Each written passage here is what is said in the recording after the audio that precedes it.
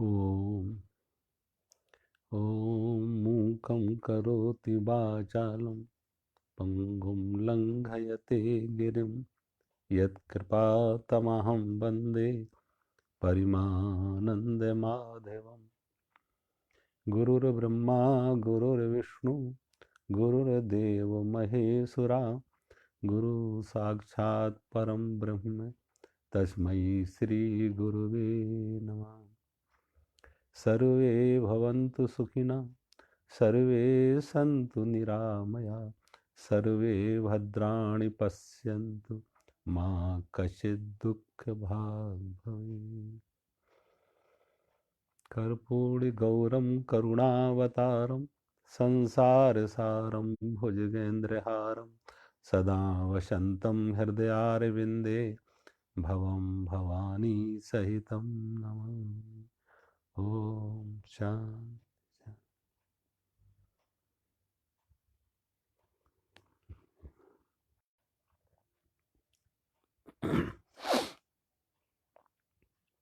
कल हम श्लोक ले रहे थे।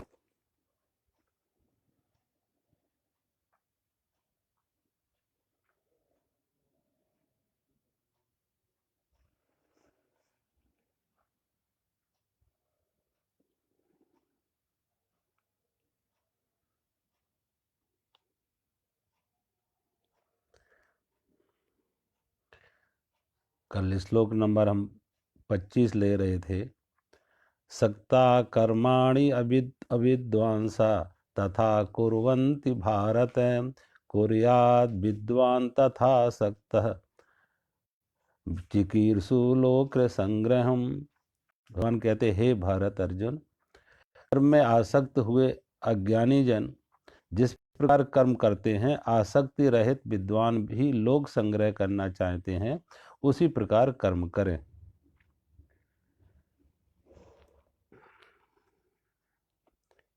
भगवान कहते कर्म का त्याग नहीं करना है। एक सकाम कर्म करता है, एक निष्काम कर्म करता है।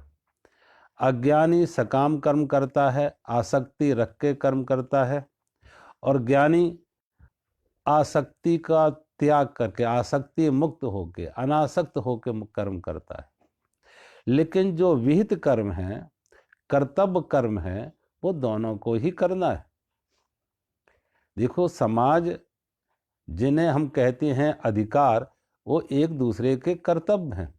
एक का कर्तव्य दूसरे का अधिकार है, एक का अधिकार दूसरे का कर्तव्य है। तो परस्पर व्यक्ति अपने कर्तव्य का पालन करे तो उनके अधिकार की पूर्ति होती है। पिता का कर्तव्य पुत्र का अधिकार है, पुत्र का कर्तव्य पिता का अधिकार है।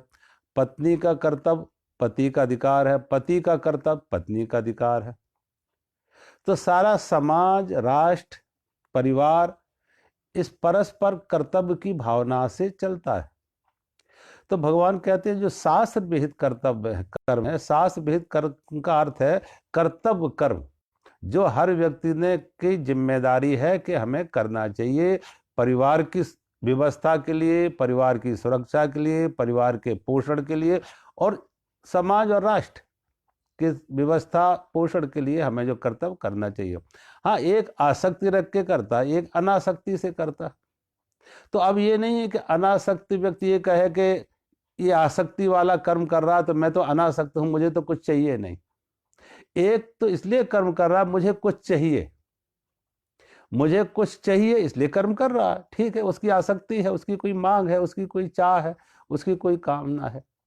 लेकिन दूसरा व्यक्ति जो ज्ञानी है, वो ये कहे मुझे कुछ नहीं चाहिए तो मैं क्यों कर्म करूं। भगवान कहते हैं नहीं, तुम्हें कुछ नहीं चाहिए फिर भी तुम्हें कर्म करना है।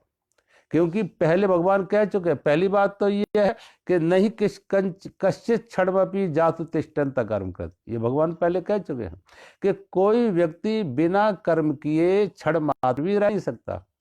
उपयोगी नहीं करेगा, अनुपयोगी करेगा।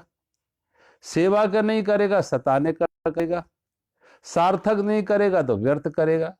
तो कोई क्षण मात्र भी पहले बिना कर्म किए रह नहीं सकता, एक कारण।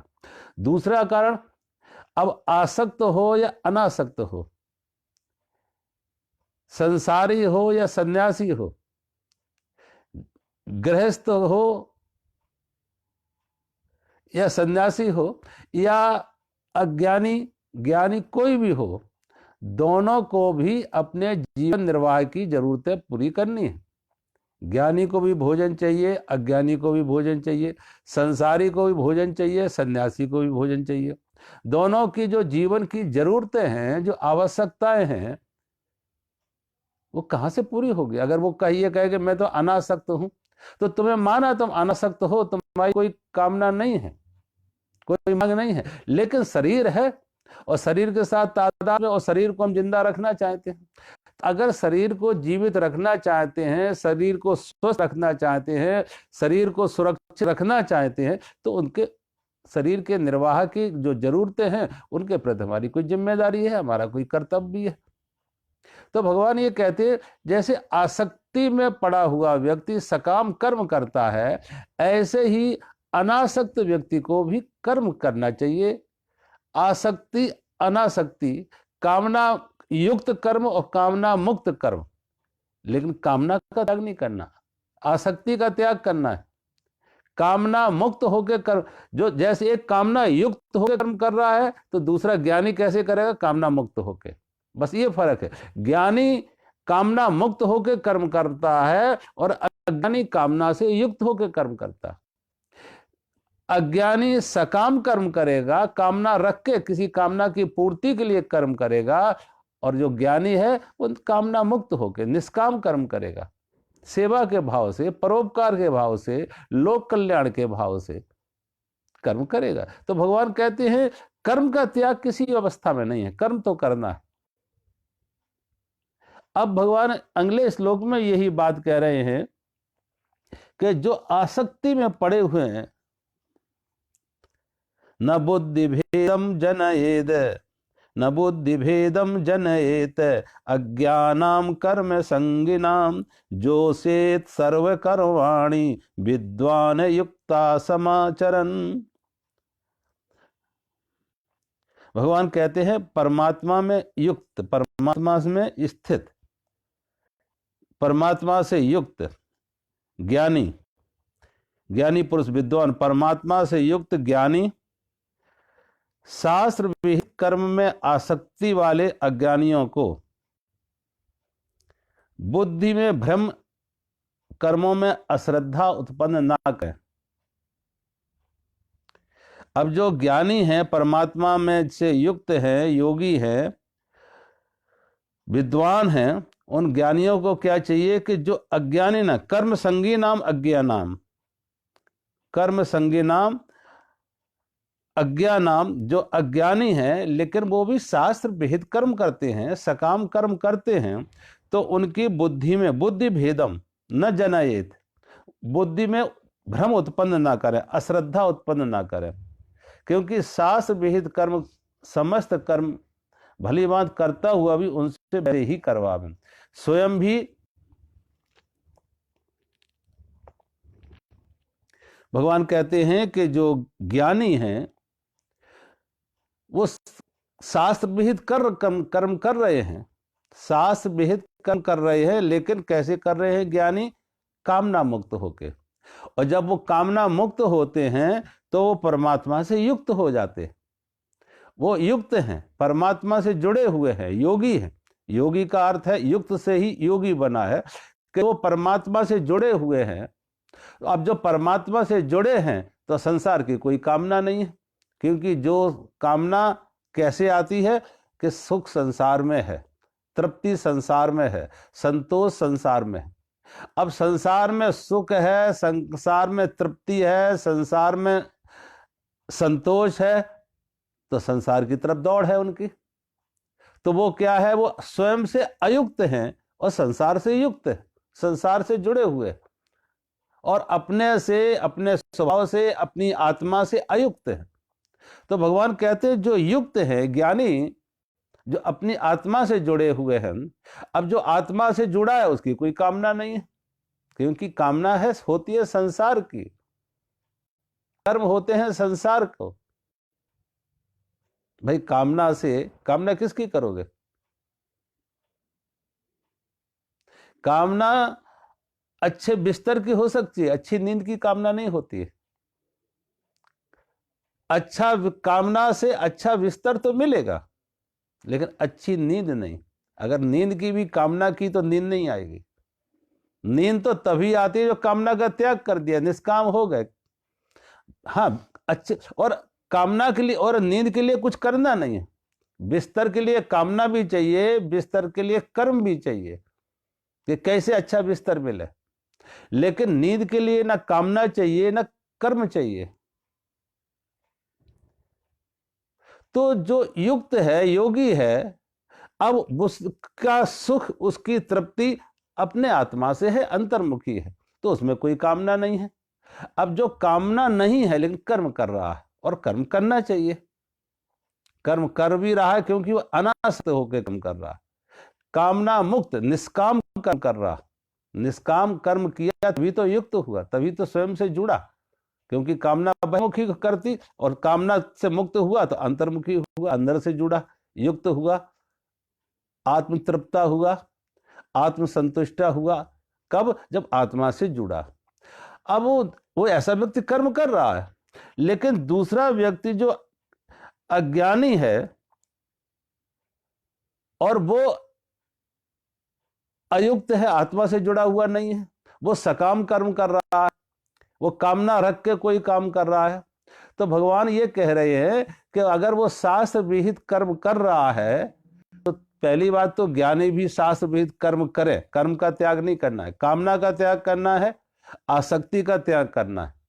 तो कर्म तो ज्ञानी को भी करना है। और भगवान कह रहे कहीं उनको मन में ये भ्रम ना डाल दें, उनके मन में ये अश्रद्धा ना डाल दें कि कर्म तो बंधन है इसलिए कर्म से पलायन करो। कर्म बंधन नहीं है, कर्म की कामना, फल की मांग, वो बंधन है। तो ज्ञानी भी शास्त्र विहित कर्म करेगा और अज्ञानी भी शास्त्र विहित कर्म करेगा। एक कामना रख के करेगा, एक कामना मुक्त होकर कर्म करेगा, एक आसक्ति से कर्म करेगा, एक अनासक्ति से कर्म करेगा। तो भगवान कह रहे लेकिन जो आसक्ति से कर्म कर रहा है, सकाम कर्म कर रहा है, उसके मन में कर्म त्याग का कोई भाव ना डालो, बुद्धि भेद मत करो कि भाई कर्म तो बंधन है इसलिए कर्म त्यागो, कर्म से भागो। कभी कभी ऐसे होता है ना, बुद्ध के समय में भगवान बुद्ध को देख के, बुद्ध तो निष्काम थे, अनासक्त थे, लेकिन फिर भी बुद्ध ने कर्म किए, जैसी उनकी स्वभाव था, संस्कार था, जैसी उनकी कहना चाहिए योग्यता थी।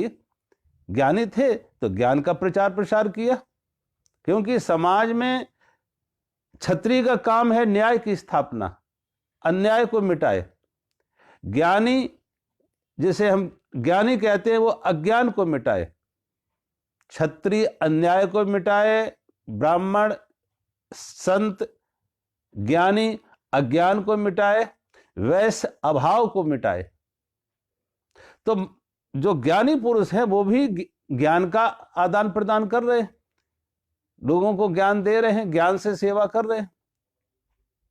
लेकिन ऐसे बहुत लोग थे भगवान बुद्ध और महावीर के समय में जो स्वयं अनासक्त नहीं थे, कामना मुक्त नहीं थे, लेकिन मात्र इस बात से प्रभावित हो गए, देखो बुद्ध का इतना प्रभाव है, बुद्ध का इतना मान सम्मान है, बुद्ध का इतना मान सम्मान है, बुद्ध का इतना प्रभाव है, तो वो भी अपनी जिम्मेदारियां छोड़ के, कोई राजा थे तो राजपाट छोड़ के, कोई गृहस्थ थे तो गृहस्थी छोड़ के बुद्ध के पीछे लग गए। लेकिन उनकी वो स्थिति नहीं थी। और परिणाम क्या हुआ? अगर सभी लोग ऐसे साधु बन जाएं तो देश की रक्षा कौन करेगा? खेतों में, खलिहानों में, कल कारखानों में काम कौन करेगा? क्योंकि बुद्ध को भी कपड़ा चाहिए पहनने के लिए, खाना चाहिए खाने के लिए, भोजन भी चाहिए। अगर हर किसान, हर मजदूर कर्म का त्याग कर दे तो उन हर व्यक्ति की जो शरीर की जरूरतें हैं उनका पूर्ति कैसे होगी, उनका निर्वाह कैसे होगा? तो भगवान कहते हैं किसी को ऐसी अश्रद्धा पैदा ना करो कि वो कर्म का त्याग कर दे। हाँ, जब तक जब तक उसके अंदर वो निष्काम भाव नहीं आ रहा है, समझ नहीं आ रही है, तो सकाम होकर कर्म ही करे, कामना रख के ही कर्म करे। धीरे धीरे धीरे धीरे वो ऐसा पक जाएगा कि आसक्ति से मुक्त हो जाएगा, अनासक्ति का स्वाद मिलेगा। आसक्ति से मुक्त होके अनासक्ति का से कर्म करेगा, कामना मुक्त कर्म करेगा, लेकिन पहले उसे सकाम करने दो, जल्दबाजी में ना जाए। जब वृक्ष में नए पत्ते आते हैं तो पुराने झड़ जाते हैं, और जब पुराने झड़ जाते हैं तो उन्हें झाड़ने नहीं पड़ते, सहज झड़ जाते हैं। जो पत्ते पक गए, पुराने हो गए, पक गए, वो झड़ गए, वो गिर गए। और अगर हरे पत्ते तोड़े जाए तो हरे पत्ते में घाव रहता है। सूखे पत्ते नहीं सड़ते, हरे पत्ते सड़ते हैं। पत्ते में भी एक पीड़ा है और पेड़ में भी एक पीड़ा है, क्योंकि हरा था। पत्ते में भी एक घाव हुआ और पेड़ में भी एक घाव हुआ टूटने का। हरा था, लेकिन जो सूखा था कब झड़ गया, न पत्ते को मालूम पड़ा, न वृक्ष को कोई खबर लगी कि सूखा पत्ता कब झड़ गया। ऐसी वृक्ष से टूटने की जल्दबाजी ना करें, समाज से भागने की जल्दबाजी ना करें, अंदर से परिपक्वता आने दो, पकने दो। और जो पकते हैं, कभी कभी वृक्ष से सूखे पत्ते जब गिरते हैं और हवा में तैरते हैं, और उनकी हवा में तैरते हुए जब इधर उधर जा रहे हैं, उनकी मस्ती देखते हैं, उनका आनंद देखते हैं, तो कभी कभी हरे पत्तों के मन में भी भाव आ जाता, देखो ये कितने आनंदित हैं, कितने आनंदित हैं, कितने प्रसन्न हैं, कैसे मस्त हैं। तो उनका आनंद देख के, उनके मस्ती देख के कभी कभी हरे पत्तों के मन में भी भाव आया कि मैं भी टूटूं, लेकिन वो उस मस्ती में नहीं जा पाते हैं, वो नीचे गिरते हैं और सड़ते हैं। सूखे पत्ते की स्वाद, सूखे पत्ते का गरिमा, सूखे पत्ते का आनंद कुछ और होता है। भगवान बुद्ध, भगवान महावीर सूखे पत्ते की तरह पक गए, और जब वो पक गए तो कब छूट गए, कब टूट गए, उन्हें खबर भी नहीं लगी। कुछ कोई प्रयास नहीं करना पड़ा, कुछ करना नहीं पड़ा, सहज में।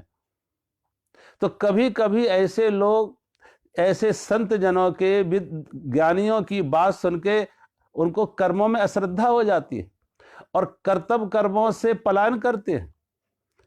तो भगवान कहते, ऐसे अज्ञानियों के मन में बुद्धि भेद ना डालो, ऐसा ना करो कि वो भी तुम्हारे पीछे आ जाए कर्म का त्याग करके। तो भगवान कहते, नहीं बुद्धि भेदम जनयेत, जो कर्म में रत है, सकामी है, उनके बुद्धि भेद ना करो। वो अपनी जिम्मेदारियों का, जिसकी जो जिम्मेदारी है वो जिम्मेदारी का निर्वाह करें। खास तौर से भगवान बुद्ध के समय में ये एक समाज में बड़ी अव्यवस्था आ गई थी, बड़ी अव्यवस्था आ गई थी कि राजे महाराजाए भी राज्य का त्याग करके बुद्ध के पीछे आ गए। अब सोचो, अगर कोई राज्य व्यवस्था कर्म का त्याग कर दे, अपने जिम्मेदारियों का त्याग कर दे, तो समाज में अन्याय बढ़ेगा, उत्पात बढ़ेंगे, उपद्रव बढ़ेंगे, अपराध बढ़ेंगे। राजा का कर्तव्य यह था कि वो राज्य की व्यवस्था के लिए अपराधियों को, आतताइयों को दंड दे। अब राजा भी साधु बन गया तो समाज की व्यवस्था कौन करेगा? कानून व्यवस्था कौन लगाएगा? आतताइयों को, अन्यायियों को दंड कौन देगा? और उनको भय कैसे होगा? तो जिसकी जहां जरूरत है वो अपनी जरूरतों को करे, उनमें बुद्धि भेद ना हो कि हर कोई कर्म का त्याग कर दे। कर्म का त्याग कहीं भी नहीं। इसलिए भगवान कहते ज्ञानी को भी कर्म करना है, ज्ञानी को भी कर्म करना हो, वैसे ही जैसे अज्ञानी कर रहा है। कर्म तो दोनों को करना है। जो अंतर पड़ेगा वो बाहर से कर्म में अंतर नहीं पड़ेगा, वो अंदर से अंतर पड़ेगा ज्ञान में। ज्ञानी अंदर से जुड़ा, युक्त है, तो कामना मुक्त होकर कर्म कर रहा है, एक अंतर तृप्ति से कर्म कर रहा है। अज्ञानी अंदर से जुड़ा नहीं है, संसार से जुड़ा है। ज्ञानी अंदर से जुड़ा है, आत्मा से जुड़ा है, तो अंदर से आत्म तृप्त है, तो कर्म कर रहा है। अज्ञानी संसार से जुड़ा है तो संसार में सुख खोज रहा है, और जब संसार में सुख खोज रहा है तो उस संसार को पाने के लिए कर्म कर रहा है, सकाम कर्म कर रहा है। लेकिन दोनों को ही, ज्ञानी और अज्ञानी दोनों को ही कर्म करना है। जो ज्ञानी में अंतर आएगा वो बाहर से कर्म में अंतर नहीं आएगा, अंदर की मना स्थिति क्या है, इनर ट्रांसफॉर्मेशन, अंतर रूपांतरण होगा। ज्ञानी का अंतर रूपांतरण हुआ तो ज्ञान की अवस्था में कर्म कर रहा है, और अज्ञानी में अभी अंतर रूपांतरण नहीं हुआ तो बाहर की कामनाओं के लिए कर्म कर रहा है, लेकिन कर्म दोनों करेंगे। इसलिए भगवान कहते हैं कि ज्ञानी पुरुषों को चाहिए ऐसे लोग जो अज्ञानी हैं और सकाम कर्म कर रहे हैं, तो न बुद्धि भेदम जनायेत, उनको बुद्धि भेद ना डालें, उनमें कर्म में अश्रद्धा ना पैदा करें, वो कर्म का त्याग करके भागें। अगर कर्म का त्याग करके ऐसे भागने लगे तो समाज में एक उच्छृंखलता आ जाएगी, अराजकता आ जाएगी, अपराध बढ़ जाएंगे, अव्यवस्था आ जाएगी। और बहुत बार ये हुआ, खासतौर से इस भारत देश में लोग कर्म का पलायन कर करके भागे तो कितने लंबे समय तक भारत गुलाम रहा, मुगलों का गुलाम रहा, अंग्रेजों का गुलाम रहा। और ऐसे लोग ऐसे तर्क देते रहे, कोई नृप होए हमें का हानि, वो कहते कोई नृप होए हमें का हानि, चेरी छोड़ना होए हैं रानी। ऐसे तर्क देते रहे कि कोई राजा कोई हो, अंग्रेज राजा हो या कोई मुगल राजा हो, मुसलमान राजा हो, हमें क्या लेना देना, हम तो साधु हैं, हम तो साधु हैं। लेकिन वो समाज के लिए एक अच्छी परंपरा नहीं होगी, समाज अव्यवस्थित हो जाएगा और उसके परिणाम इस देश में हम गुलाम बने।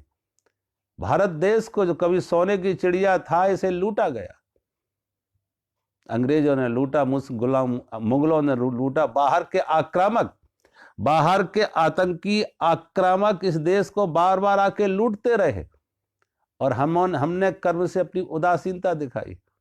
हम मंदिरों में प्रार्थना तो करते रहे लेकिन स्वयं कर्म करने के लिए आगे नहीं आए।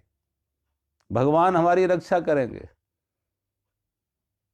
अब भगवान हमारी रक्षा करेंगे, हम मंदिर में प्रार्थना कर रहे हैं और भगवान हमारी रक्षा करेंगे।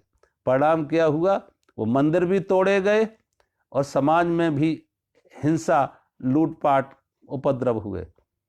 तो कहीं ना कहीं हमने अपने शास्त्रों को, अपने ऋषियों को, ज्ञान को ठीक से नहीं समझा और हम कर्म से पलायन किए। और कहीं ना कहीं जो कर्म करने वाले लोग थे, कर्तव्य परायण लोग थे, उनके अंदर भी बुद्धि भेद पैदा कर दिए, कर्मों में अश्रद्धा उनके डाल दी कि कर्म बंधन है, भागो, कर्म बंधन है इसलिए भागो, कर्तव्य कर्म से भागो। इसलिए भगवान कहते हैं ऐसी स्थिति, अर्जुन भी यही चाह रहा, क्योंकि भगवान जान रहे अगर अर्जुन ऐसे भागा तो ये भागने की, कर्तव्य से पलायन करने की एक नई परंपरा बन जाएगी। फिर तो जब देखा कि कहीं पे अपनी जिम्मेदारी है और हमें करना चाहिए और जिम्मेदारी जरा भारी पड़ रही है, कहीं जीवन भी दांव पे लगाना पड़ सकता है, तो भागो। तो ऐसे भागने वालों से, पलायन करने वालों से समाज कभी भी सुसंगठित, व्यवस्थित नहीं चल पाएगा। आज परिवार में देखो, अब परिवार में कोई व्यक्ति है, गृहस्थ है, संतान है, पत्नी है, अब संतान है, पत्नी है, उनके निर्वाह के लिए व्यक्ति को कर्म करना है, जो भी कर्म करे जीविकोपार्जन करनी है।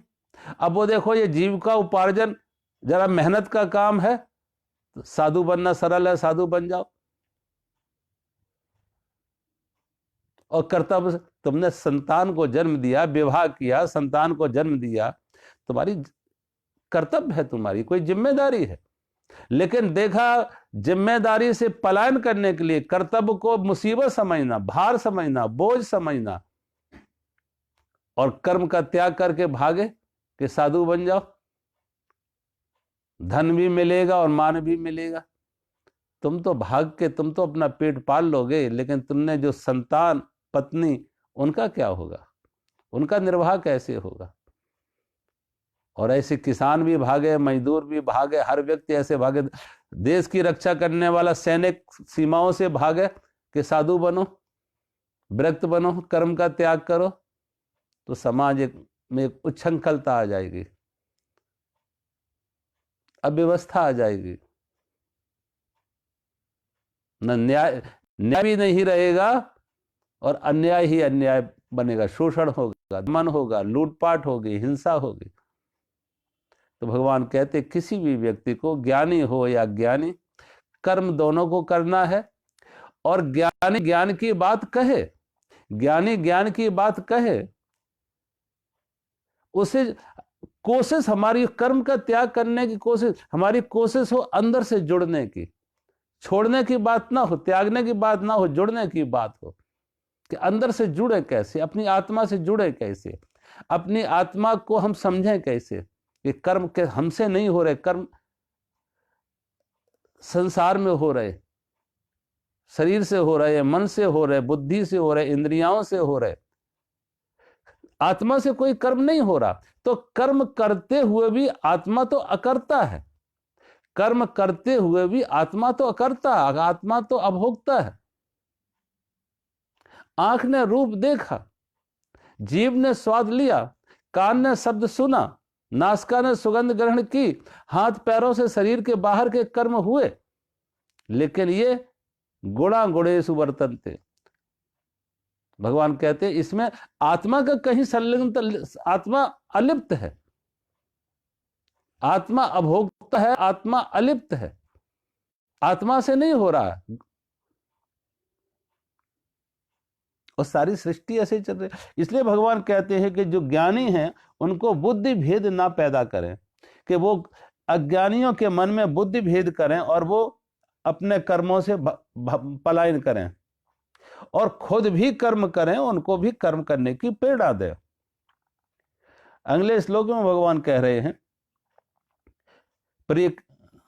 प्रकृते क्रियमाणानि गुणे कर्माणि सर्वसा अहंकार विमूढ़ात्मा कर्ता हम इति मन्यते।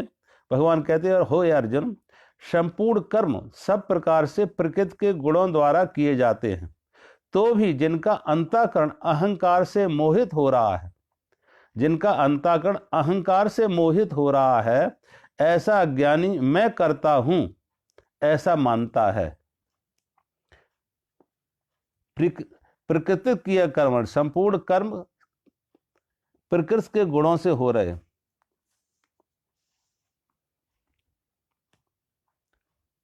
कर्माणि सर्वशः प्रकृति गुण ही क्रियमाणि, संपूर्ण कर्म सब प्रकार से प्रकृति के गुणों द्वारा किए जा रहे।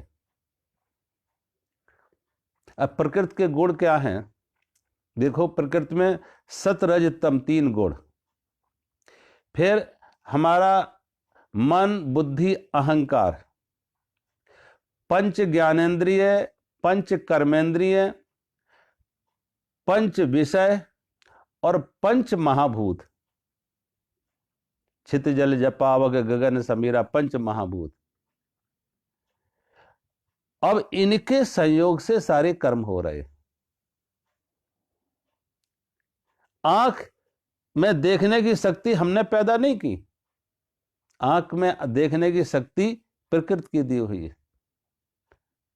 अब सारा शरीर, सारी प्रकृति में देखो, ये सारी प्रकृति में इस पृथ्वी के ऊपर जीवन है, वृक्ष पैदा हो रहे, पशु पक्षी हैं, वृक्ष हैं, पशु पक्षी हैं, लताएं हैं, नदी हैं, पहाड़ है, मनुष्य है। अब किसी में यह भाव नहीं है कि मैं कर रहा हूं। एक बीज से दूसरा वृक्ष बनता, वृक्ष से बीज बनते, लेकिन किसी वृक्ष में यह भाव नहीं है कि मैं कर रहा हूं। किसी पशु में यह भाव नहीं है कि मैं कर रहा हूं। गाय दूध देती है, गाय से ने बच्चे को जन्म दिया, अपने बच्चे को लालन पालन, लेकिन गाय में यह भाव नहीं कि मैं कर रही हूं। सारी प्रकृति अपने गुणों से बरतती है। अब उन्हें कोई सिखाना नहीं जाता है, गाय को, एक पशु को, एक पक्षी को, एक चिड़िया को सिखाना जाता, ट्रेनिंग देने जाता कि अपने बच्चे को कैसे पालो। अंडा हुआ है, अब अंडे से बच्चा बनेगा, तब तक कैसे संभालना है, चिड़िया उसे संभालती है। एक गाय ने, किसी पशु पक्षी ने किसी बच्चे को जन्म दिया, अब बच्चे को जीवित रखने के लिए उसे कैसे संभालना है, कोई उनको ट्रेनिंग दी जाती है। सोचो, वो प्रकृति के जो गुण हैं, शरीर के जो है, आंखों ने अपना काम किया, हाथों ने अपना काम किया, पैरों ने अपना किया, और मन बुद्धि में जो संस्कार आए वो सब प्रकृति से आए। मन बुद्धि में जो संस्कार आए वो भी प्रकृति से आए। ये मेरा है, ये मेरा नहीं है, मेरी पत्नी है, मेरा पति है, मेरा पुत्र है, ये प्रकृति की सारी देन है, ये सारी प्रकृति की देन है। इस शरीर का कोई पिता है, शरीर का कोई पुत्र है, शरीर की कोई पत्नी है, शरीर का कोई भाई बहन है, ये शरीर अब जो है, ये शरीर पर हमारा अधिकार नहीं है। लेकिन भगवान कहते हैं तुम इनसे अलग हो, तुम इनसे अलग हो, शरीर मन बुद्धि इंद्रियाएं, इनसे अलग तुम चेतन हो। तो शरीर मन बुद्धि इंद्रियों से कर्म हो रहा है, लेकिन तुम स्वयं को कर्ता ना मानो, क्योंकि आत्मा कहीं कर्ता नहीं है। एक ही विद्युत ऊर्जा से कितने तरह के कर्म काम हो रहे हैं, सोचो। वही विद्युत ऊर्जा प्रकाश दे रही है, रोशनी दे रही है, लाइट। वही विद्युत ऊर्जा फ्रिज में ठंडी दे रही है, वही विद्युत ऊर्जा पंखे से हवा दे रही है, वही विद्युत ऊर्जा और बहुत तरह के काम कर रही है। लेकिन कहीं विद्युत ऊर्जा को, बिजली को, यह अहंकार है कि मैं कर रहा हूं, मैं पंखा चला रहा हूं, मैं बिजली के बल्ब को जला रहे हैं, मैं फ्रिज में ठंडी दे रहे हैं, कहीं उसको अहंकार है? क्योंकि उसकी उपस्थिति से सब हो रहा है, उसी की उपस्थिति से। लेकिन कर्ता हम इति मन्यते, ये विमूढ़ात्मा। भगवान कहते ये मूर्छा से, ये मूर्छा है। अगर कहीं बिजली इस बात को कहने लगे कि मैंने ऐसा किया, मैंने ऐसा किया, मैंने बल्ब को जलाया, मैंने फ्रिज चलाया, मैंने पंखा चलाया, अगर ये बिजली ऐसा कहने लगे तो ये भगवान कहते हैं विमूढ़ आत्मा है, अहंकार विमूढ़ आत्मा, कि उसने इन उपकरणों के साथ, इस इंस्ट्रूमेंट के साथ बिजली ने अपने को जोड़ लिया कि मैं कर रहा हूं। बात उसकी उपस्थिति से हो रही है, लेकिन उनसे नहीं हो रही। इसीलिए तो कभी भी पंखा चलते चलते मोटर गर्म हो जाए, पंखा खराब हो जाए, बल्ब जलते जलते बल्ब फ्यूज हो जाए, फ्रिज खराब हो जाए, लेकिन बिजली खराब नहीं होती। उपकरण बदल दिए जाते हैं, इंस्ट्रूमेंट बदल दिए जाते हैं। एक कार हम चलाते हैं, अब कार में क्या है? पेट्रोल है, कार है, ड्राइवर है और पेट्रोल है। अब अगर कार कहीं को लेके जाओ, ड्राइवर ना हो तो कार को कौन चलाएगा? कार भी है, ड्राइवर है, लेकिन पेट्रोल ना हो तो कार चलेगी कैसे? अब वो कार पे हमने ड्राइवर भी है, पेट्रोल भी है और कार भी है। अगर कार ना हो, खाली पेट्रोल और ड्राइवर हो, तो कैन हाथ में लेके घूमे। तीनों हैं, कार है, ड्राइवर है और कार में पेट्रोल भी है, तीनों है। और अगर हम कोई व्यक्ति अपने लक्ष्य पर पहुंच जाता, यद्यप रास्ता बहुत खराब था, उबड़ खाबड़ था, लेकिन फिर भी ड्राइवर ने सुरक्षित उसको वहां पहुंचा दिया, तो ड्राइवर की पीठ थपथपाती है, बहुत होशियार ड्राइवर है। और रास्ता सब कुछ ठीक था, फिर भी अगर कहीं एक्सीडेंट हो जाता तो निंदा किसकी की जाती है? जिसकी प्रशंसा की गई थी ड्राइवर की, उसी की निंदा भी की जाती है कि ड्राइवर मूर्ख है, नासमझ है, शराब पिए हुए था। लेकिन दोनों ही परिस्थिति में पेट्रोल मुक्त है। पेट्रोल को ना स्तुति होती है, ना पेट्रोल की निंदा होती है। पेट्रोल ने तो खाली शक्ति दी, ऊर्जा दी कार को चलने की, लेकिन निर्णय ड्राइवर के हाथ में था। ऐसे ही भगवान कहते हैं शरीर मन बुद्धि इंद्रियों के स्तर पर कर्म हो रहे हैं, लेकिन हमारे अंदर जो चेतना है वो आत्मा है वो पेट्रोल की तरह, वो अकर्ता है, वो अलिप्त है। लेकिन अगर वो पेट्रोल वो कर अपना अपने को जोड़ दे कार के साथ, तो अहंकार विमूढ़ आत्मा। भगवान कहते ऐसे ही जो मूर्छा में है, अहंकार में है, वो अपने को कर्ता मान लेते हैं कि मैं करता हूं। और ये विमूढ़ आत्मा का अर्थ है कि मूर्छा में, मोह में, ये आसक्ति मूर्छा में पैदा होती है।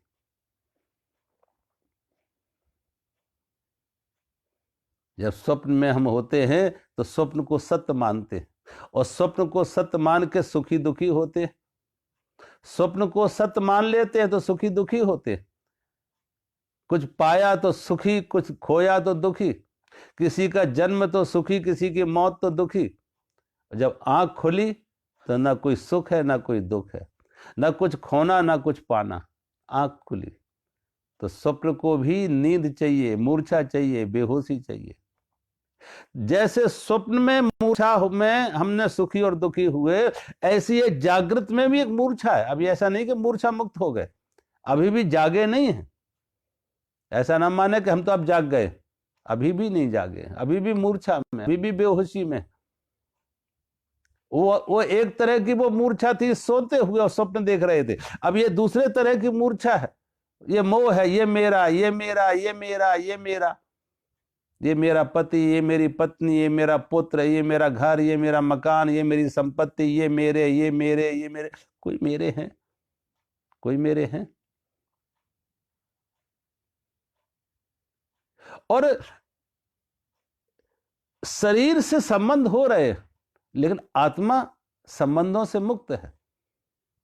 आत्मा अकर्ता है, आत्मा अभोक्ता है। अगर शरीर के संबंधों के साथ जुड़ेंगे तो सुख दुख होगा, मान अपमान होगा, लाभ हानि होगी, जन्म मौत होगी। अगर शरीर के साथ जुड़े, शरीर का कोई पिता है, शरीर का कोई पुत्र है, कोई पति है, कोई पत्नी है, तो शरीर से संयोग और वियोग होगा, शरीर से जन्म और मौत होगी, मान अपमान होगा, सुख दुख होगा। लेकिन जो ज्ञानी है वो आत्मा से युक्त है, तो अपने को शरीर नहीं आत्मा मान रहा है। और अगर वो आत्मा और शरीर दोनों एक रूप में मान लिया कि मैं आत्मा का कोई स्वाद नहीं लिया, आत्मा से युक्त नहीं हुआ, आत्मा से नहीं जुड़ा, शरीर को ही मैं मान लिया कि मैं शरीर हूं। आंख नहीं है तो मैं अंधा हूं, कान नहीं है तो मैं बहरा हूं, बुखार आया तो मैं बीमार हूं। तो अगर शरीर और इंद्रियों को मैं मान लिया तो भगवान कहते ये मूर्छा है, ये विमूढ़ आत्मा है। और शरीर से कुछ किया तो मैंने ऐसा किया, मैंने ऐसा किया, मैंने ये सुख दिया, मैंने ये सेवा की, मैंने ये परोपकार किया, मैंने ये किया, मैंने ये। तो भगवान कहते ये मूर्छा में, तुमने नहीं किया, तुमसे कराए गए। कभी समुद्र के किनारे जाओ, देखो लहरें आ रही, समुद्र से तमाम लहरें आ रही और सागर से टकरा रही। समुद्र के सागर के किनारे से, सागर से उठी हुई लहरें किनारों से टकरा रही, और उनको ये अहंकार आ जाए कि मैं किनारे से लड़ने जा रही हूं। अगर उन लहरों को ये अहंकार आ जाए कि मैं किनारे से लड़ने जा रही हूं, तो तैयारी करके आएंगी कि क्या क्या कौन कौन से हथियार लेके जाए किनारे से लड़ने। और उन लहरों के ऊपर वो झाग भी होती है, कभी देखो उन लहरों के ऊपर झाग भी होती है। वो कहेंगे देखो मुकुट बांध के हम लड़ने जा रहे हैं, वो झाग उनके लिए मुकुट हो गए, वो राजे हो गए, मुकुट बांध के हम लड़ने जा रहे हैं। अब कोई उनका निर्णय है कि लहर सागर के साथ लड़ रही है, कोई निर्णय उनका है? लेकिन झूठा जुड़ाव हो गया। अहंकार विमूढ़ आत्मा। भगवान कहते अहंकार से, मूर्छा से, अज्ञान से, मोह से उसके साथ जोड़ मान लिया लहर ने, और अब सुखी दुखी होगी कि मैं जीती और मैं हारी। वो भूल ही बैठी है कि सागर का खेल है, सागर की लीला है, जो लहरों के रूप में आती और जाती है, किनारे से टकराती या लौटती। ये सागर की मौज है, ये सागर की मौज है, सागर की मस्ती है, सागर की लीला है। लहरें का कोई निर्णय नहीं है उसमें, लेकिन लहरें अपने को कर्ता मान लें कि मैं सागर से लड़ने, किनारे से लड़ने जा रही हूं। भगवान कहते विमूढ़ आत्मा है, करता हम इति मन्यते, ऐसा जो मानते हैं कि मैं करता हूं, ये विमूढ़ आत्मा है। ये मूर्छा में हो रहा कि मूर्छा से, अहंकार से, मोह से तुमने शरीर मन इंद्रियों के साथ अपना तादाद बना दिया। अब शरीर मन बुद्धि इंद्रियां संसार के साथ विचरेंगी। आंख रूप भी देखेगा, कान शब्द भी सुनेगा, जीभ स्वाद भी लेगी, शरीर से हाथ पैरों से क्रियाकलाप भी होंगे, व्यवहार भी होंगे, मन बुद्धि से भी व्यवहार होगा, निर्णय होंगे, विचार होंगे। लेकिन अगर इनके साथ तादात्म्य हो गया तो मैं करता हूं, मैं करता हूं, करता हम इति मन्यते, मैं करता हूं। और ये कौन कहेगा? अहंकार विमूढ़ आत्मा, जिसने इनके साथ अपने को जोड़ लिया है। उस अहम में मैं जो चेतन था, आत्मा थी, उसका स्वाद नहीं है, उससे अलग करके इनके साथ जोड़ लिया। आत्मा से ना जोड़ के शरीर मन बुद्धि इंद्रियों के साथ जोड़ लिया और मैं करता हूं, मैं सुखी हुआ, मैं दुखी हुआ, मेरी जय हुई, मेरी पराजय हुई, मेरा मान हुआ, मेरा अपमान हुआ। ये सब मान अपमान जय पराजय शरीर मन बुद्धि के हैं, आत्मा का कोई लेन देन इनसे नहीं। बिजली अगर ये दुखी होने लगे कि मैं फ्यूज हो गई, बल्ब फ्यूज हुआ और बिजली कहने लगे मैं फ्यूज हो गई, फ्रिज पंखा खराब हुआ और पंखा बिजली ये कहने लगे कि मैं, मेरा मोटर जल गया, तो पंखे का मोटर जला, बिजली का कुछ नहीं बिगड़ा। ट्यूब खराब हुई है, बल्ब खराब हुआ है, बिजली का कुछ नहीं बिगड़ा। लेकिन अगर मूर्छा से, मोह से, अज्ञान से बिजली इनके साथ अपना संबंध बना ले, और आप देखें जीवन में बहुत बार ये सारा कुछ खेल मूर्छा में हो रहा है, मूर्छा में हो रहा, बेहोशी में हो रहा। हमारा सारा का सारा जीवन एक मूर्छा में हम जीते, एक मूर्छा में जीते। खाते हैं तो मूर्छा में, चलते हैं तो मूर्छा में, बात करते हैं तो मूर्छा में, संबंध बनते हैं तो मूर्छा में, मित्र बनते तो मूर्छा में, शत्रु बनते तो मूर्छा में। जो भी रिश्ते बन रहे हैं, संबंध, संसार से जो व्यवहार हो रहा है, वो सब में एक मूर्छा है। मूर्छा से जागे नहीं, मुक्त नहीं हुए, वो सब स्वप्न चल रहा है, मेरे तेरे का स्वप्न चल रहा है, जागे नहीं। एक बार कहते हैं जैन फकीर हुआ रिंझाई। जैन फकीर रिंझाई जा रहा था, किसी ने पीछे से आके उसको एक लाठी मारी, डंडा मारा, और डंडा मार के वो भागा। रिंझाई ने पीछे मुड़ के देखा, वो डंडा तो छोड़ गया और भागा। रिंझाई ने वो डंडा उठाया और उसको आवाज लगाई, भले मानुस अपना डंडा तो लिए जाओ, डंडा क्यों छोड़ के जा रहे? रिंझाई उसको आवाज लगा रहा, अपना डंडा तो लिए जाओ, डंडा क्यों छोड़ के जा रहे?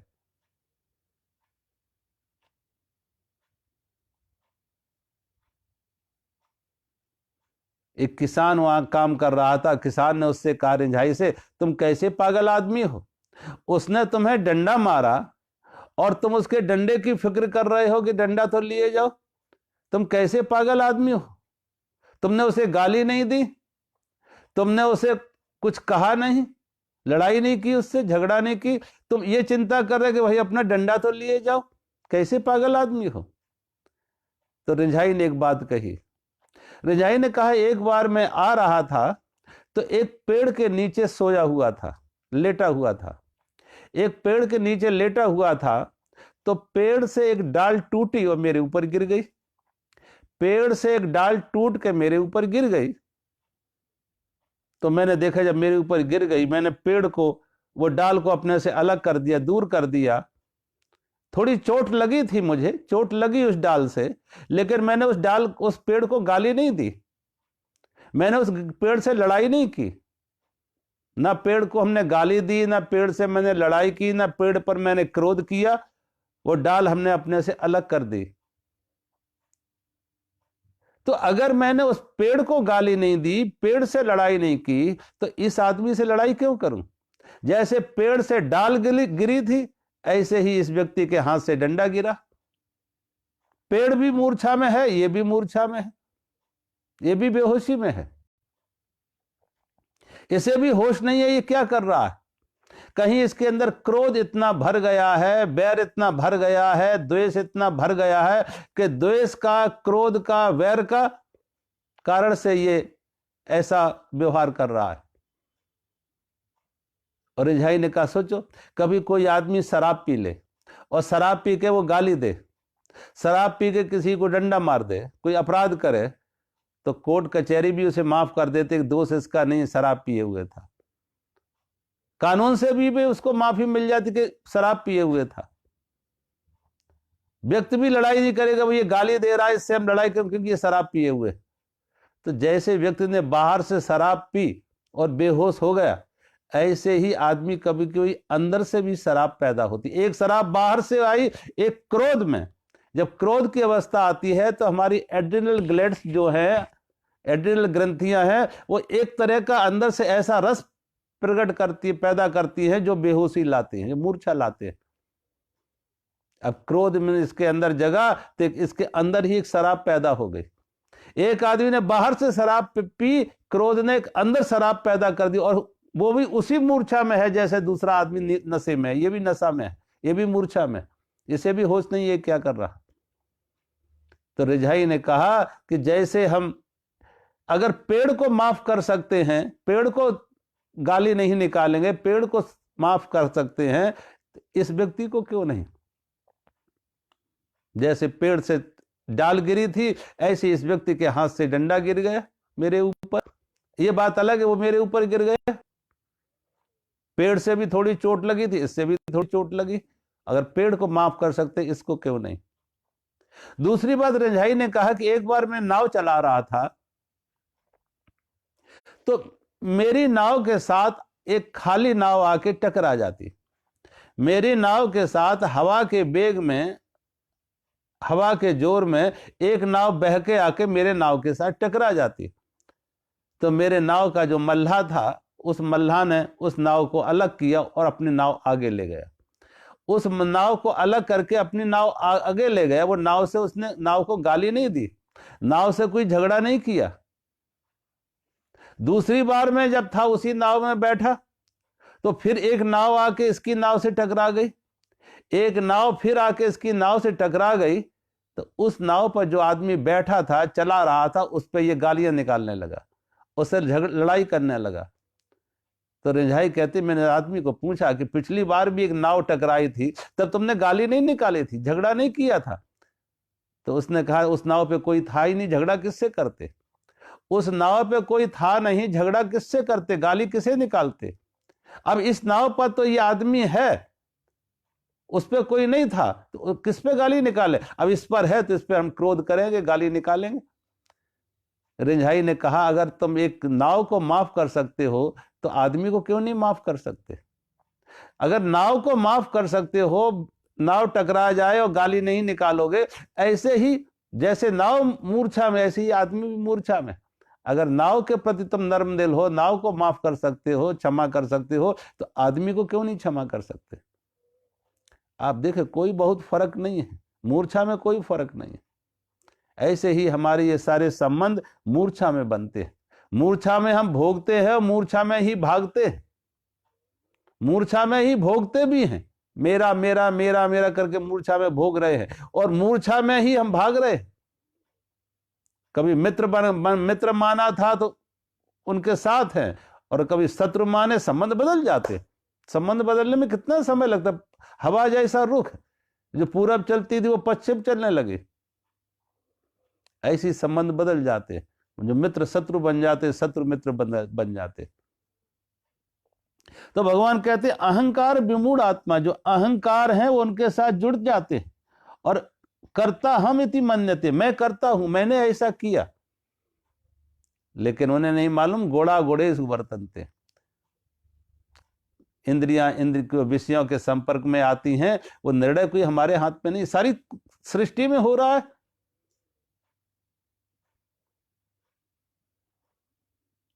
अगले श्लोक में भगवान कहते हैं, तत्त्ववित्त महाबाहु, तत्त्ववित्त महाबाहु, गुण कर्म विभागयो, गुणा गुणेषु वर्तन्ते इति मत्वा न सज्जते। भगवान कह रहे हे, परंतु हे महाबाहु, गुण विभाग और कर्म विभाग के तत्व को जानने वाला ज्ञान योगी संपूर्ण गुण ही गुणों में वर्तते हैं ऐसा समझकर उनसे आसक्त नहीं होता। अब इसमें दो बातें मुख्य रूप से हैं, गुण विभाग और कर्म विभाग।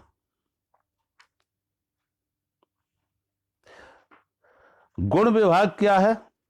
गुण विभाग भगवान कह रहे हैं कि जो पंच महाभूत हैं, पंच महाभूत, पंच ज्ञानेंद्रिय, पंच महाभूत, पंच ज्ञानेंद्रिय, मन बुद्धि चित्त अहंकार, पंच विषय, इनसे मिलकर भगवान कहते हैं ये बना है गुण विभाग। पंच महाभूत, मन बुद्धि अहंकार, पांच ज्ञानेंद्रिय, पांच कर्मेंद्रिय, शब्दाद पांच विषय, इन सब का नाम है गुण विभाग। पांच ज्ञानेंद्रिय हैं, पांच कर्मेंद्रिय हैं, 10 इंद्रियां हमारी आपकी हैं, आंख कान नाक जिह्वा, ये पांच ज्ञानेंद्रिय हैं। त्वचा पांच ज्ञानेंद्रिय, पांच कर्मेंद्रिय हैं। जीव को 2 ज्ञानेंद्रिय के रूप में लेते हैं, एक तो जीभ से हम बोलते हैं, जीभ से स्वाद लेते हैं तो ये ज्ञानेंद्रिय है, और इसी जीभ से हम बोलते हैं तो ये कर्मेंद्रिय भी है। हाथ पैर ये सब कर्मेंद्रिय में आते। तो 5 ज्ञानेंद्रिय हैं, 5 कर्मेंद्रिय हैं, फिर पंच महाभूत हैं, और इन ज्ञानेंद्रियों के 5 विषय भी हैं, शब्द स्पर्श रूप रस गंध, 5 विषय हैं, और पंच महाभूत हैं, छित जल पावक, जिनसे ये शरीर बना है। हम शरीर को निर्वाह के लिए पानी पीते हैं, श्वास लेते हैं हवा, पृथ्वी से अन्न खाते हैं पृथ्वी। तो पृथ्वी जल वायु आकाश अग्नि ये पंच महाभूत हैं, इन्हें कहते हैं गुण विभाग। और ये जब इनकी जो चेष्टाएं हैं, शरीर मन बुद्धि इंद्रियां, इनकी जो चेष्टाएं हैं, इनके जो क्रियाकलाप हैं, उन्हें कहते हैं कर्म विभाग। तो गुण विभाग और कर्म विभाग।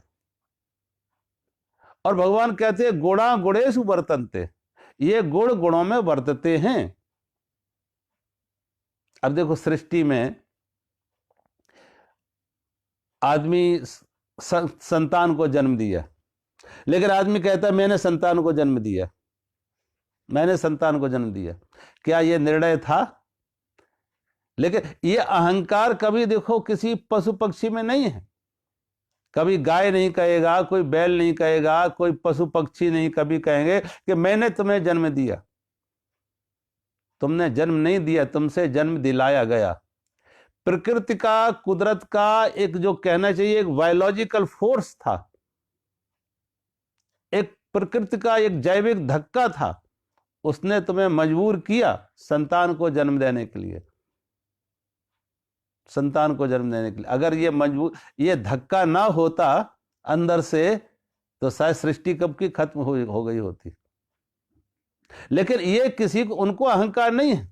कभी किसी गाय को, किसी पशु पक्षी को, किसी को अहंकार नहीं कि मैंने संतान को जन्म दिया, मैंने इनको बड़ा किया, मैंने इनको पाला पोसा। उन्हें अहंकार नहीं है। तो भगवान कहते हैं गुणा गुणेषु वर्तन्ते, गुण गुणों में वर्त रहे हैं। आंख है तो रूप देखोगे, कान है तो शब्द सुनोगे, जीभ है तो स्वाद लोगे। अब ये तो नहीं है कि हम आंख से देख रहे हैं तुम नहीं देखोगे, तुम्हारे देखने से हो रहा है, कोई चॉइस है तुम्हारी। अब तुम कहो आंख बंद कर लेंगे, फिर आंख बंद करोगे तो अंदर से देखोगे। कभी जिन लोगों को देखो जो अंदर से देखने का अलग एक सीन चलती है। रात को आंख बंद होती है तब भी स्वप्न कितने चलते हैं।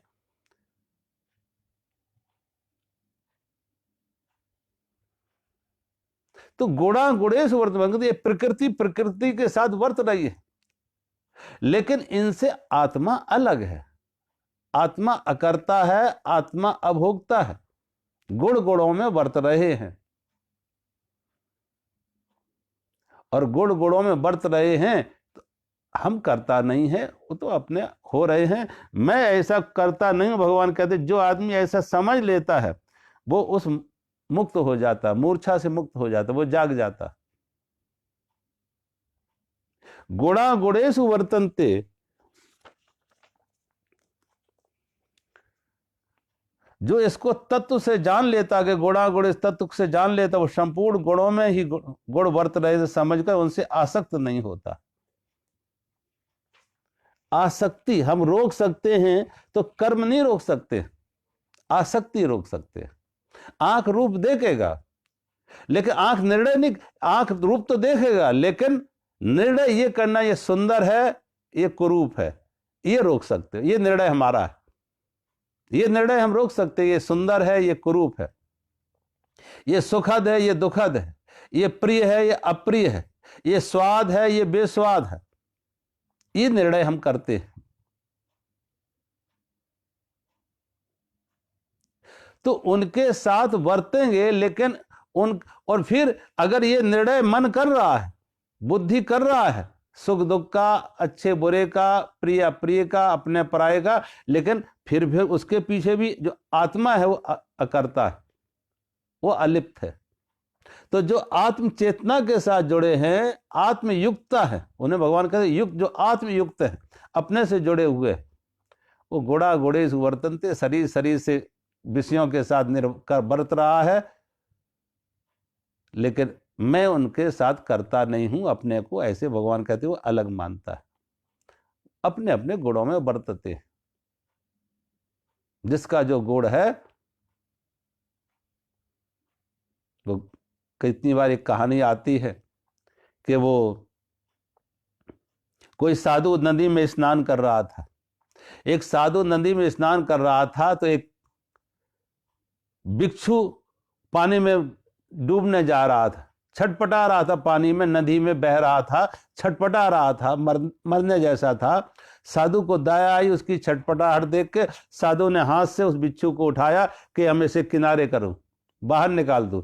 जैसे साधु ने भिक्षु को हाथ में उठाया, भिक्षु ने डंक मारा। भिक्षु ने डंक मारा तो साधु के हाथ से फिर वो गिर गया नदी में, और फिर छटपटाने लगा, और फिर छटपटाने लगा कि ये मर ही जाएगा। तो साधु को फिर दया आ गई। फिर साधु ने उठाया उसे कि हम इसे बाहर निकालूं, फिर उसने डंक मारा तो साधु के हाथ से फिर वो गिर गया। फिर छटपटाने लगा कि अब ये मर, साधु को फिर दया आ गई कि तो मर जाएगा। तो साधु ने फिर उठाया, फिर उसने डंक मारा। तो किनारे पर खड़े लोगों ने कहा, अरे साधु तू पागल है क्या? इस दुष्ट को मर जाने दो, क्यों बार बार बचा रही है? ये डंक मार रहा है और तू इसे बचा रहा है, क्यों इसे बचा रहे? इसे मर जाने दो। साधु मुस्कुराया। साधु ने कहा, परमात्मा के दरबार में होड़ लगी हुई, ये अपने गुण नहीं छोड़ रहा तो मैं अपना गुण कैसे छोड़ूं? ये दुष्ट अपनी दुष्टता नहीं छोड़े तो मैं सज्जन अपनी सज्जनता कैसे छोड़ दूं? मैं साधु अपनी साधुता कैसे छोड़ दूं? अन्यथा परमात्मा के दरबार में ये दुष्ट जीतेगा, संत हार जाएगा। इसका गुण है वो ये बरत रहा है, जो मेरा गुण है वो मैं बरतूंगा। विष विष का काम करेगा, अमृत अमृत का काम करेगा, दुष्ट दुष्ट का काम करेगा, संत संत का काम करेगा। अब ये तो नहीं कहेंगे कि भाई अगर विष विष है तो अमृत भी विष हो जाए, कि जैसा वो व्यवहार करे वैसे हम व्यवहार करें। तो विष रहेगा, अमृत अमृत रहेगा। अमृत अपना स्वभाव नहीं छोड़ेगा, अपना गुण नहीं छोड़ेगा कि विष के साथ स्पर्धा करके अमृत भी विष हो जाए। और अगर अमृत भी विष हो गया तो फिर अमृत अमृत था ही नहीं, फिर अमृत अमृत था नहीं, झूठा ही उसने अपने को मुखोटा ओढ़ा होगा अमृत होने का। दुष्ट दुष्ट का काम करेगा, संत संत का काम करेंगे। गुणे गुणेषु वर्तन्ते। साधु ने कहा ये अपना गुण में बरत रहा है, इसका जो गुण है ये अपना स्वभाव में जी रहा और मैं अपने स्वभाव में जीऊं। अन्यथा परिवार परमात्मा के दरबार में संत हारेगा और दुष्ट जीतेगा। इसलिए भगवान कहते हैं सारी सृष्टि में हर व्यक्ति अपने अपने गुणों के अनुसार कर्म कर रहे हैं, लेकिन जो अहंकार विमूढ़ आत्मा, जो अहंकारी व्यक्ति है, जिन्हें मूर्छा में है, मोह में है, वो कहते मैंने किया, करता हम इति मन्यते, मैं करता हूं, मैंने ऐसा किया, मेरे द्वारा ऐसा हुआ। अब कभी लोग कहते हैं ना कि मैंने लोगों के साथ इतने उपकार किए, लोग मेरे एहसान को नहीं मानते। ऐसे लोग बहुत कहते हैं मैंने लोगों के साथ बहुत उपकार किए लेकिन लोग मेरे एहसान को नहीं मानते। तो अब वो अपने को करता तो मानते हैं कि मैं करता हूं। अब ये नहीं ये भूल ही जाते कि तुमने क्या किया। जिस शरीर से तुमने किया है उस शरीर को सोचो, श्वास लेने के लिए हवा कहां से मिली। जो शरीर से हमने शुभ कर्म, भले काम किए, पुण्य के काम, सेवा काम किए, तो शरीर है इसीलिए तो किए। लेकिन इस शरीर को जीवित रहने के लिए, स्वस्थ रहने के लिए, इस शरीर से कर्म करने के लिए जो जरूरतें थी इस शरीर की, कि शरीर को भोजन कहां से मिला, जमीन से। श्वास कहां से ली, इस हवा से। जो पानी पिया, इस प्रकृति का दिया हुआ। वो हमारा पानी हमारा बनाया हुआ था, वो हवा हमारी बनाई हुई थी। पृथ्वी पर अन्न जो हुआ वो हमारा बनाया हुआ था। किसी फैक्ट्री में कोई अनाज का एक दाना बनाया जा सकता है, सोचो। सारी कुदरत ने शरीर के निर्वाह के लिए, पीने के लिए जल दिया, खाने के लिए अन्न दिया, अन्न खाने के लिए मुंह में दांत दिए। और रात्रि हम तो खाना खा के सो जाते हैं, लेकिन भगवान कहते हैं पचाम अन्नम चतुर्विधम, 4 प्रकार के भोजन को हम पचाते हैं। सोचो, अगर हमारे पचाने से पचता होता कि हम इस पर विचार कर, भोजन हमने कर लिया, अब 4 घंटे इसको पचाना है, विचार करो। अगर तुमने भोजन पचाने में विचार करना शुरू किया तो भोजन नहीं पचेगा, अपच हो जाएगी, कब्ज हो जाएगी। अगर तुम सोचने लगे कैसे पचाया जाए, पचाने के ऊपर विचार करने लगे, सोचने लगे, तो अपच हो जाएगी। हम सोचते ही नहीं, रात भोजन किए और सो जाते हैं। भगवान कहते हैं उसे हम पचाते हैं। तो कौन कर रहा है ये? गुड़ा गुड़ेषु वर्तन्ते, कौन कर रहा है? लेकिन करता हम इति मन्यते, भगवान कहते हैं ऐसा व्यक्ति कभी कभी अहंकार विमूढ़ आत्मा, जो मूर्छा में है, मोह में है, तो झूठी आसक्ति बना लेता, तादाद बना लेता कि ये मैंने किया, ऐसा मेरे से हो रहा है, ये करने वाला मैं हूं, मैं बहुत उपकार करता हूं, कोई मेरे एहसान को नहीं मानता, समाज मेरे एहसान को नहीं मानता, बेटा मेरे एहसान को नहीं मानता, परिवार मेरे एहसान को नहीं मानता, और ये रिश्तेदार मेरे एहसान को नहीं मानते, हमने बहुत भलाई के काम किए। तो भगवान कहते हैं ऐसे व्यक्ति को करता हम इति मन्यते, जो ऐसा कहता है कि मैं करता हूं, अहंकार विमूढ़ आत्मा। वो आदमी अहंकार की मूर्छा में है। अहंकार बस उसने, उसका जो अहंकार है वो भी एक मूर्छा में है, एक बेहोशी में है। गुड़ा गुड़ेषु वर्तन्ते, गुड़ गुड़ों में बरत रहे हैं, ऐसा जो समझ लेता वो करते हुए भी अकर्ता हो जाता, भोगते हुए भी अभोक्ता हो जाता है कि मैं तो इससे अलग भिन्न चेतन हूं, आत्मा हूं। जो आत्मा सदा निर्लेप है, निर्विकार है, अकर्ता है, अभोक्ता है। आज हम यहीं विराम करते हैं। मेरा सभी को बहुत बहुत प्रणाम। हरि ओम।